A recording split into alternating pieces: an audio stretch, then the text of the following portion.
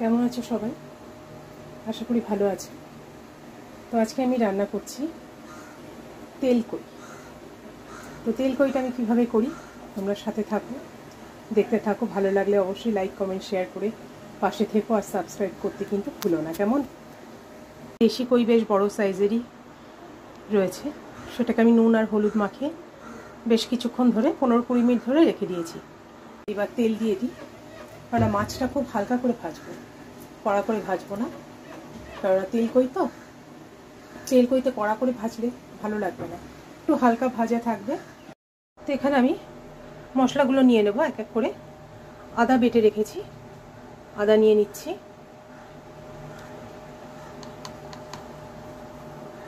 Half table spoon.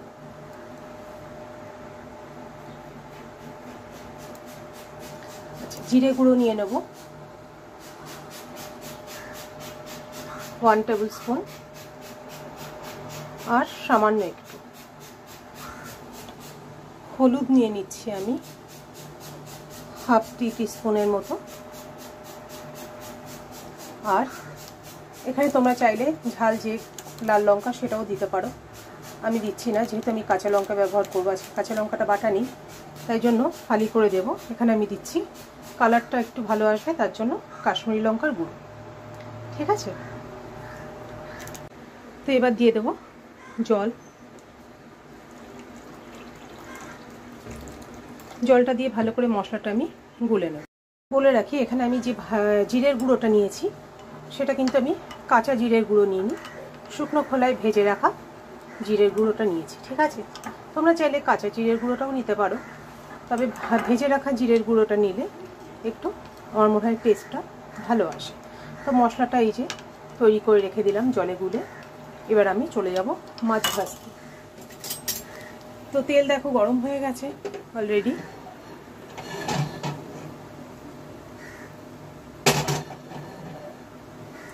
এবার আমি একে একে মাছগুলো এর মধ্যে দিয়ে দেবো।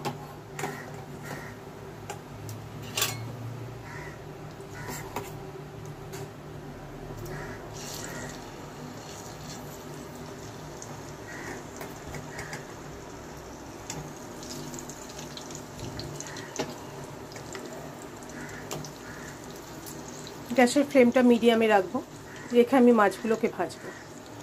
খুব বেশি কড়া ভাজবো না, তোমাদের আগেই বললাম।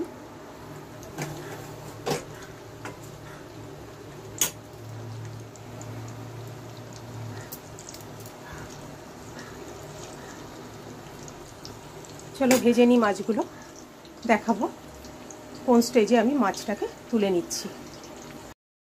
মাছগুলো সব হালকা করে ভেজে তুলে নিয়েছি। এবার আমি একটু ফোড়ন দেবো, এলাচ আর লবঙ্গ। এখানে তোমরা দারচিনিও দিতে পারো, দারচিনি এলাচও দিতে পারো। কেমন? আর সামান্য একটু গোটা জিরে ফোড়ন দিয়ে দিচ্ছি।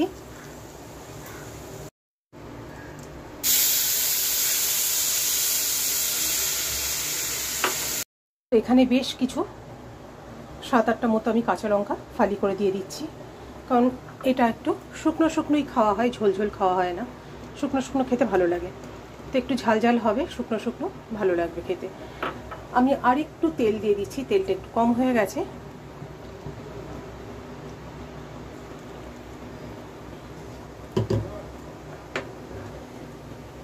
লবণটা দেওয়া হয়নি, এবার আমি লবণটা দিয়ে ঢাকা দিয়ে রেখে দেব। ঝোলটা ফুটে গেলে দিয়ে দেব হালকা করে ভেজে রাখা মাছগুলো।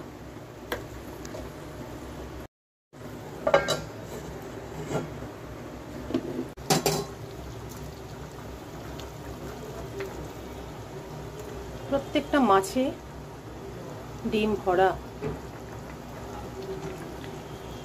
এইবার আমি গ্যাসের ফ্লেমটা একদম সিমে করে দেবো, যেমন ভাপা হয় সেইভাবে সিমে রেখে দেবো, যাতে ধীরে ধীরে মাছটা সুসেদ্ধ হয়ে যায়। ঠিক আছে? কমিয়ে দিলাম একদম, দিয়ে ঢাকা থাক। মাছগুলোকে আমি এবার একটু উল্টে দেব।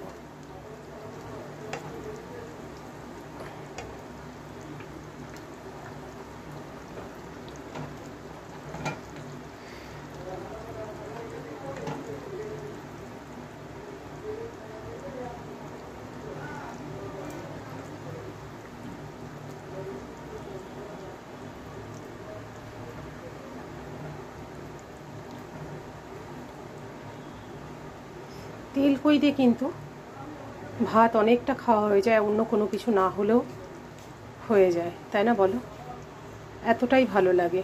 জানি না তোমাদের কার কার ভালো লাগে, তবে আমার তো ভীষণ ভালো লাগে কই মাছ। কই মাছের সব রকম পদই আমার ভালো লাগে, ঝোল, ভাপা, তেল কই, সবটাই আমার ভালো লাগে। তো দেখো, একটা পিঠ উল্টে দিলাম, এবার আবার আমি ঢেকে কিছুক্ষণ রান্না করব, কিন্তু আমার ফ্লেম একদম সিমে আছে।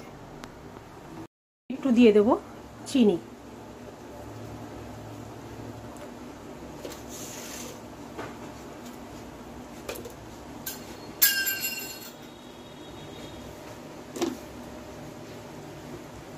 দেখো মাছ কিন্তু মোটামুটি হয়ে গেছে, তেলটা উপরে ভেসে উঠেছে। দেখো বেশি মশলা কিন্তু লাগেনি, দেখো শুধু আদা, জিরে, লবণ, হলুদ, তেল, কাঁচা লঙ্কা, সামান্য একটু টেস্টের জন্য চিনি, ব্যাস। ফ্লেম আমি অফ করে দিয়েছি। কই মাছ তেল কইটা হয়ে গেছে। দেখো, ভালো লাগলে অবশ্যই লাইক, কমেন্ট, শেয়ার, সাবস্ক্রাইব করে পাশে থেকো। আশা করি তোমাদেরও ভালো লাগবে। এইভাবে প্লিজ একবার করে দেখো, আমি যেভাবে করেছি। কেমন?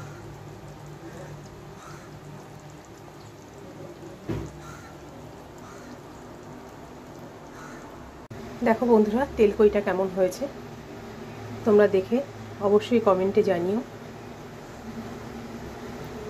খেতে কিন্তু দুর্ধর্ষ হয়েছে, দেখতেও যেমন লাগছে, বা দেখতে হয়তো ভালো নাও লাগতে পারে, কিন্তু খেতে দুর্ধর্ষ হয়েছে। দেখো, তোমরা জানিও তোমাদের কেমন লাগলো।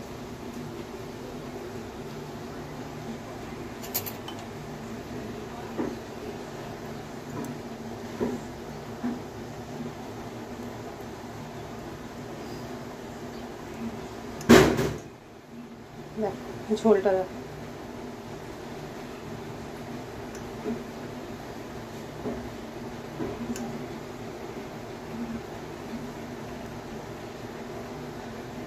ভালো লাগলে লাইক, কমেন্ট, শেয়ার অবশ্যই করে দিও। কেমন?